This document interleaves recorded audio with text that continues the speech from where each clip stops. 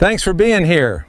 The early railroad was built by men who worked in danger most of us can hardly imagine. As we look at their story today, we'll see not only their courage, but the reminder that our times are in God's hands.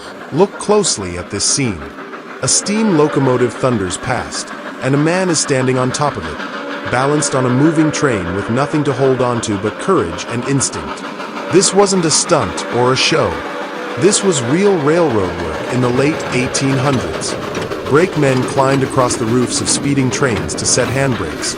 Switchmen stepped between rolling cars to couple them, and track crews worked inches from death. Railroads connected the nation, but they did it through some of the most dangerous jobs ever known.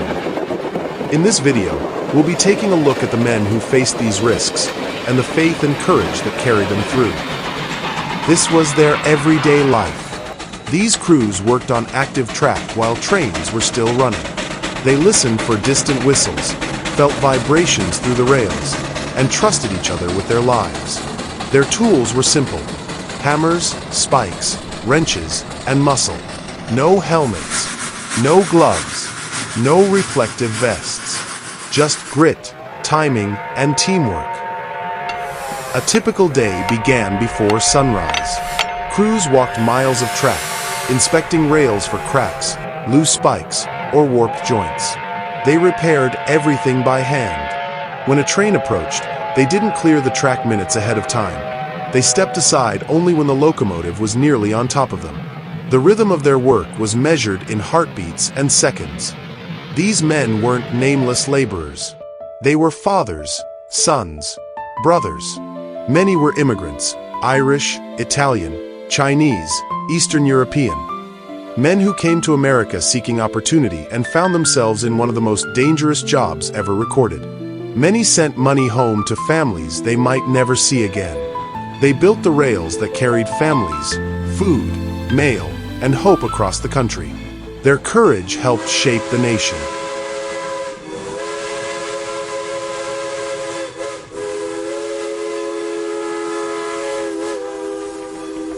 To understand the danger they faced, you have to understand the era. The late 1800s and early 1900s were the peak of railroad expansion. Thousands of miles of track were being laid every year. Companies pushed crews hard, demanding speed over safety. There were no federal safety laws, no standardized training, and no protections for workers. If a man was injured, he was often replaced the same day. If he was killed, the railroad simply hired another. And the numbers were brutal. In 1907 alone, nearly 12,000 people were killed on America's railroads.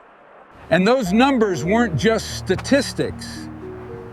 They were real people.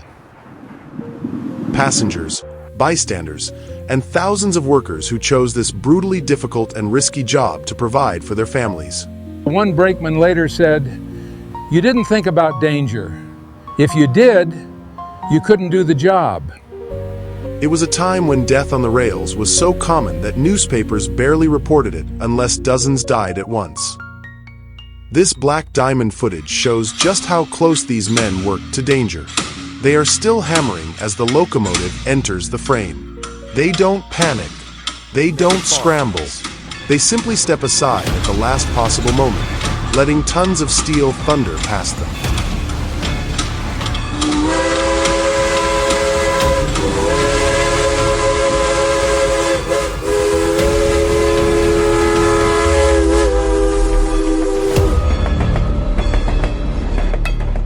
Scripture reminds us, "My times are in your hands." Their lives were held by God with purpose and care. Today, we honor their courage, their sacrifice, and the strength it took to build the rails that carried America forward. And the danger didn't end with the track crews. In those early years, most trains and rail cars were made of wood.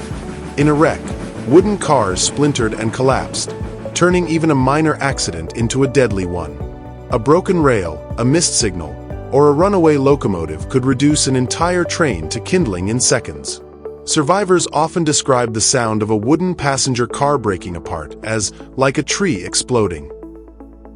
Railroad technology of the era added even more risk.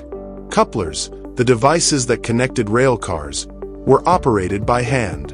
Workers had to step between moving cars to guide the coupler into place. Thousands of men lost fingers, hands, or their lives doing this one task. Brakemen climbed on top of moving trains to turn brake wheels manually, sometimes in rain, snow, or darkness.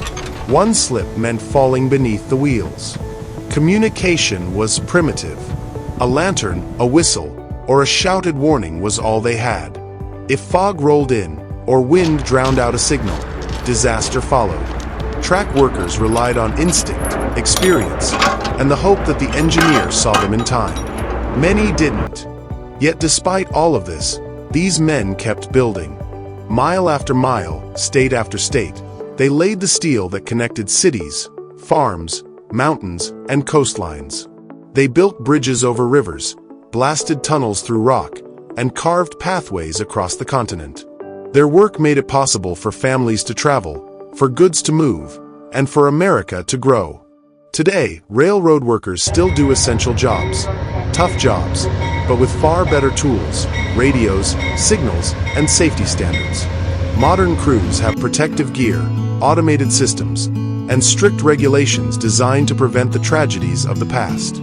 It's a reminder of how far we've come, and how much we owe to the generations who worked without these protections. The story of these early railroad workers is one of courage, sacrifice, and faith. They faced danger every day, yet they helped build the rails that carried a nation forward. Their legacy reminds us that life is fragile, but held securely in God's hands, and that He walks with us through every mile of our journey. Thanks for riding along with us today. Remember, God walks with us through every mile of the journey. We'll see you next time.